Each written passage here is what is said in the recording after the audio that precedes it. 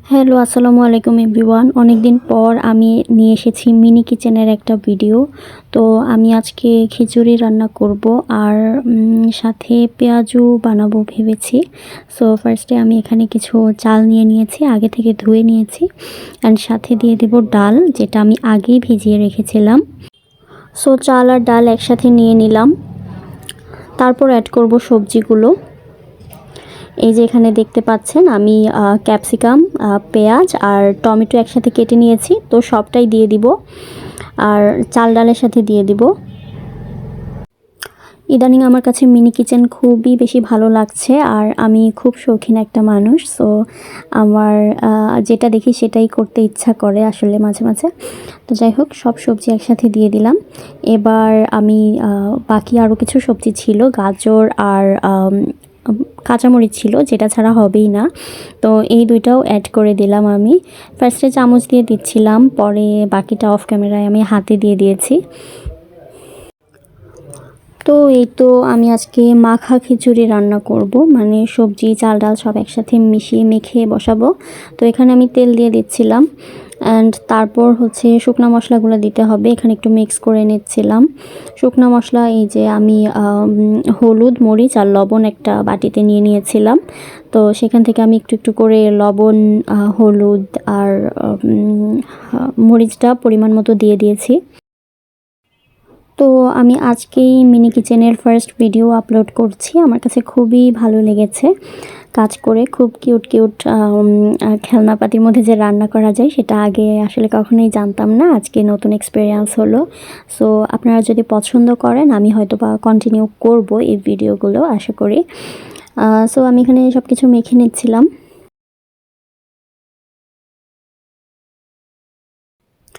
মেখে নেওয়ার পরে চুলায় বসিয়ে দিয়েছিলাম, বাট চুলা নিয়েও অনেক কাহিনী, মানে বাসার ভেতরে খুব ভালো মতো জ্বলতে চায় না। আর ছোট চুলা যেহেতু একটু পরপর চুলাটা ভর্তি হয়ে যায়। তারপরও আমি চেষ্টা করেছি।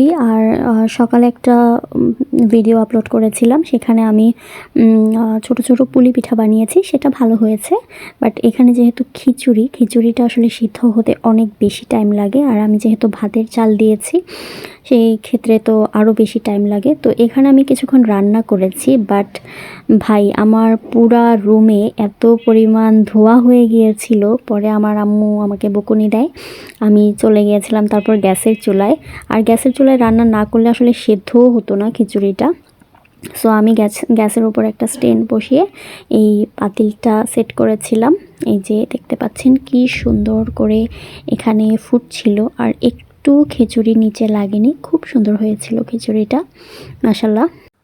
অ্যান্ড দেন তারপর আমি আরও কিছু ডাল ছিল, তো এই ডালগুলো পেঁয়াজ, গাজর আর মরিচ দিয়ে ভাবলাম যে পেঁয়াজু করি। তো সব একসাথে গুছিয়ে নিলাম। তারপরে সাথে হচ্ছে শুকনো মশলাগুলো দিচ্ছিলাম, হলুদের গুঁড়া, মরিচের গুঁড়া আর লবণ দিয়ে দিচ্ছিলাম। অ্যান্ড দেন এটাকে মিক্স করলাম ভালো মতো। চামচ দিয়ে খুব ভালো মতো মিক্স হয়নি, পরে আমি হাতে মিক্স করেছি। তো যাই হোক, এটা মিক্স করে নেওয়ার পর আমি সুন্দর মতো ভাজবো। ভাজার জন্য আমার কাছে কোনো কড়াই ছিল না। এই যে এই বাটিটা খুব তাড়াহুড়া করে নিয়েছিলাম। যাই হোক, নেক্সট টাইম হয়তো বা আমি একটা কড়াই নিব ইনশাল্লাহ। অ্যান্ড বাটির মধ্যেও খুবই সুন্দর হয়েছে পেঁয়াজগুলো। খুব সুন্দর করে ছোট ছোট করে আমি দিচ্ছিলাম, একটা পেঁয়াজও নিচে লাগেনি। আপনারা দেখতেই পাবেন ভিডিওর মধ্যে।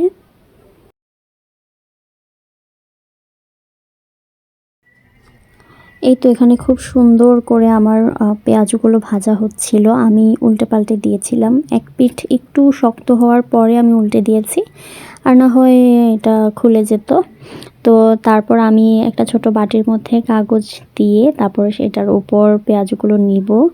তো একটু সাবধানে কাজ করা লাগবে, যেহেতু তেলের কাজ, তার উপর ছোট ছোট হাঁড়ি পাতিল। তো জিনিসটা আসলে সাবধানতা অবলম্বন করতেই হবে, কিছু করার নেই।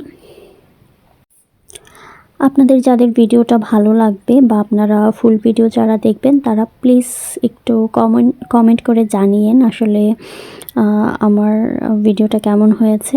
অ্যান্ড দেন দেখেন খিচুড়িটা কত সুন্দর হয়েছে। আমি এখন সার্ভ করে নিচ্ছিলাম। প্লেটের মধ্যে একটু খিচুড়ি দিলাম, সাথে আমি পেঁয়াজগুলো দিব, দেওয়ার পরে হচ্ছে সালাদগুলো দিব। সালাদ হিসেবে আমি টমেটো আর গাজর আর কাঁচামরিচ নিয়েছিলাম। তো এখানে একটা কথা বলে রাখি, আমরা যেই পাতিলটায় রান্না করেছি গ্যাসের উপরে দিই আর মাটির চুলায় দিই, যেখানেই দিই পাতিলের নিচটা কিন্তু খুব বেশি কালো হয়ে যায়। পরে এটাকে খুব ভালোভাবে কিন্তু ঘষা মাজা করে ওই কালিটা তুলতে হয়। তো এক্ষেত্রে ভালো হয় যদি পাতিলের নিচে একটু কাদা মেখে নেওয়া যায়। আজকে আমার মনে ছিল না, ইনশাল্লাহ নেক্সট টাইম আমি মনে করে এটা করার ট্রাই করব। অ্যান্ড দেখেন আমি কত সুন্দর করে সার্ভ করে নিয়েছি। তো আজকের ভিডিও এই পর্যন্তই, আশা করি সবার কাছে ভালো লেগেছে। বাই।